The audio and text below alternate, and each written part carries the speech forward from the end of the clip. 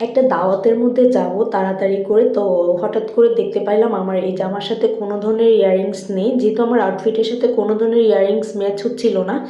তো আমি খুব তাড়াতাড়ি করে ট্রাই করলাম যে কি করা যায়। তো আমার কাছে যতগুলো বেসিক জিনিস ছিল সবগুলো বের করে দেখলাম যে, এবং ট্রাই করতেছিলাম একটা আমার জামার সাথে ম্যাচ করে যায় এমন একটা ইয়াররিংস তৈরি করে ফেলার জন্য। তো আমার কাছে এই পালপুতিগুলো ছিল, গুণাতার ছিল, যাই যাই ছিল সবগুলো বের করে আমি চেষ্টা করতেছিলাম যে 15 থেকে 20 মিনিটের মধ্যে একটা ইয়াররিংস তৈরি করার জন্য।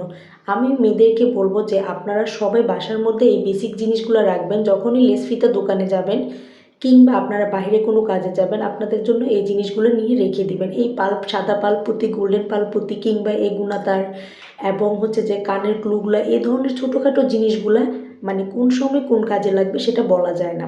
ঠিক সেভাবে দেখেন আজকে এই বেসিক জিনিসগুলো আমার খুব সুন্দর করে আমার কাজে লেগে গেল। এবং আমার সত্যি কথা বলতে আমার জামা মানে আউটফিটের সাথে কোনো ধরনের ইয়াররিংস ছিল না।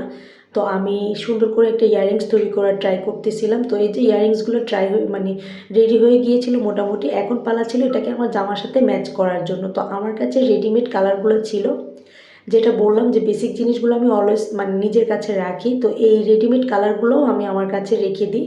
তো সেম আমি মানে একটু মানে আমার জামার সাথে ম্যাচ খাবে এই ধরনের কালার দিয়ে আমি একটু কালার করে নিচ্ছিলাম এবং চারোপাশে একটু হালকা মানে মানে পিঙ্কিশ ভাবটা দিয়ে দিচ্ছিলাম, যেমন জামার সাথে যেন পুরোপুরি ম্যাচ হয়ে যায়।